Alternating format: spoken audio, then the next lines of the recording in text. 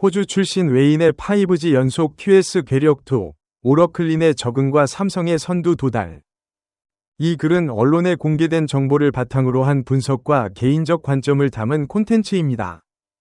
1. 공동 선두라는 결과가 만들어진 구조. 순위표에서 공동 선두라는 숫자는 단순히 팀의 현재 위치를 보여주는 것이 아니다. 그것이 어떻게 만들어졌는지가 더 중요한 정보다. 16일 삼성이 기아를 잡는 동시에 KT와 LG가 패했다. 자력 승리에 타 팀의 패배가 겹쳐 공동 선두에 오른 것이다. 이 구조가 중요한 이유가 있다.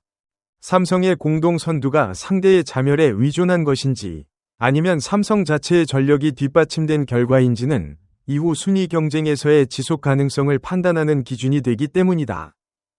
이날 경기 내용을 보면 삼성이 기아를 완성도 있게 잡아냈다. 선발의 안정, 불펜의 개투, 그리고 결정적 순간의 장타.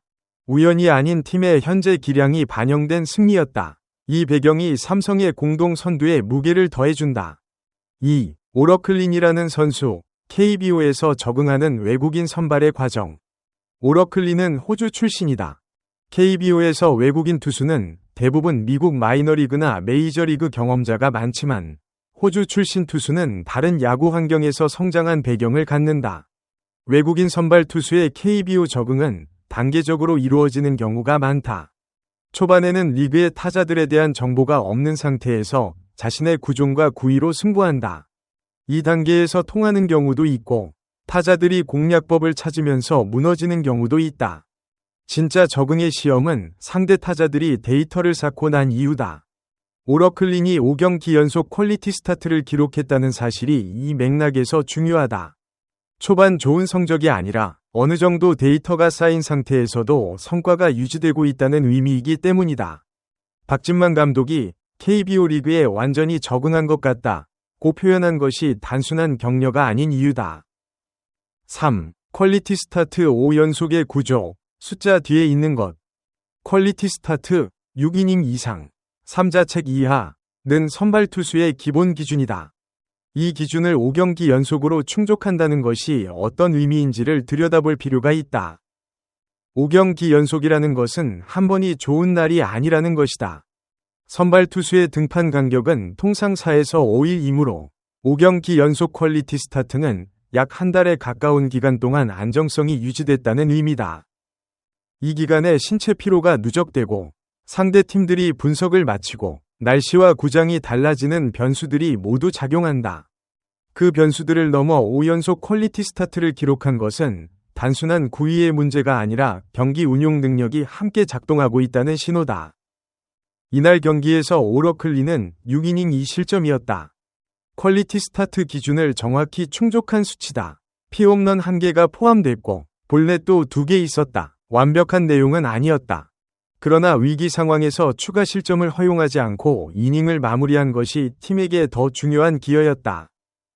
4. 85구의 효율, 투구수 관리가 갖는 전략적 의미.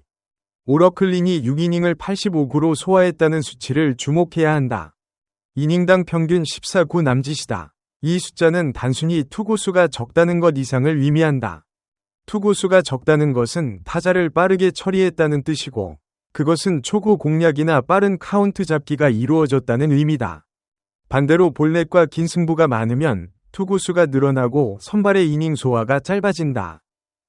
85구로 6이닝을 소화한 것은 불펜에 주는 혜택이 크다. 7회부터 불펜을 가동했을 때 3명이 각 1이닝씩 소화할 여유가 생긴다. 선발이 100구 이상을 던지고 5이닝에 내려왔다면 불펜은 4이닝을 감당해야 한다. 85구 6이닝과 109 5이닝의 차이는 불펜 운용에서 완전히 다른 조건을 만든다. 이승현, 이승민, 김재윤이 각 1이닝씩 소화하며 승리를 완성한 것이 가능했던 배경 중 하나가 오러클린의 효율적인 투구수 관리였다. 5. 이재현의 결승 투런, 2사 2루 상황의 타석이 갖는 무게. 2에서 2동점, 6회 말 2사 2루, 이재현의 투런 홈런이 나온 상황이다. 이 상황의 맥락이 중요하다. 투아웃이라는 것은 타자가 아웃되면 이닝이 끝나는 상황이다. 이 조건에서 타자는 심리적 부담을 더 크게 느끼는 경향이 있다. 동시에 투수 입장에서도 아웃카운트 하나만 잡으면 이닝을 끝낼 수 있다는 심리가 있다. 이 심리적 줄다리기에서 타자가 이기는 방식은 두 가지다. 정확한 컨택으로 안타를 만들거나 아니면 장타로 단숨에 상황을 뒤집는 것이다.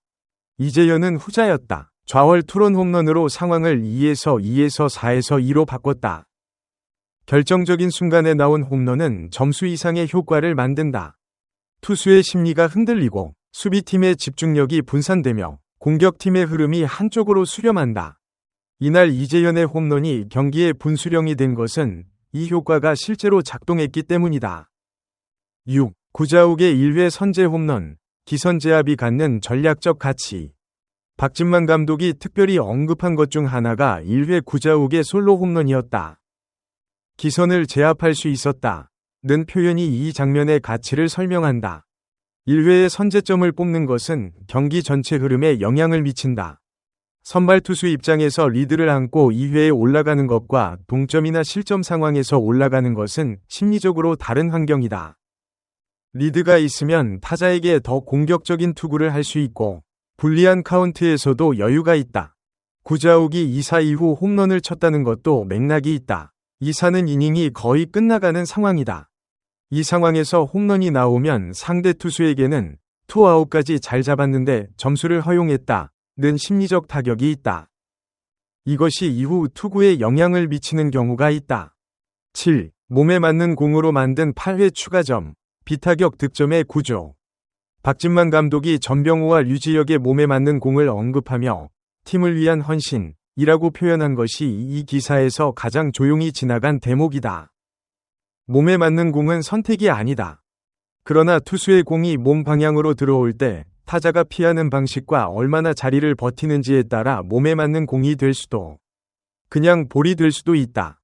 감독이 이 장면을 헌신으로 표현한 것은 선수들이 몸을 아끼지 않고 출루를 만들어냈다는 의미다. 이 출루가 실제로 추가 득점으로 이어졌다. 안타나 홈런이 아닌 방식으로 만들어진 득점이 5에서 2라는 최종 스코어를 만드는 데 기여했다. 이런 비타격 방식의 기여는 팀 문화와 연결된다. 개인 성적보다 팀 득점을 위해 몸으로 출루를 만드는 선수들이 있을 때 팀의 득점 루트가 다양해진다. 8. 기아의 이날 패배가 갖는 맥락, 선두 경쟁 구도에서의 의미. 이날 기아가 삼성에 진 것은 단순한 한 경기 패배가 아니다. 선두 경쟁 구도에서의 의미를 갖는다. 기아는 시즌 초반부터 상위권을 유지해온 팀이다.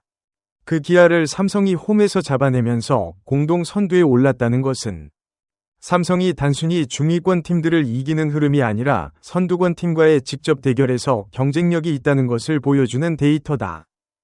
리그에서 순위를 결정하는 것은 전체 승수만이 아니다. 같은 승수라도 선두권 팀들과의 맞대결 결과가 시즌 후반 순위 경쟁에서 중요하게 작용한다. 이날 삼성이 기아를 잡은 것은 그 맞대결 기록에서 유리한 방향의 데이터를 추가한 것이기도 하다. 기아 입장에서는 선발 이후 두 번째 투수 한재승이 이재현에게 결승 투런을 허용한 것이 분기점이었다. 개투 운용에서의 선택이 경기 결과에 직접적인 영향을 미친 장면이다. 댓글로 여러분의 생각을 알려주세요. 그리고 선수 소식에 대한 더 많은 업데이트를 받으려면 좋아요를 누르고 구독하는 것을 잊지 마세요.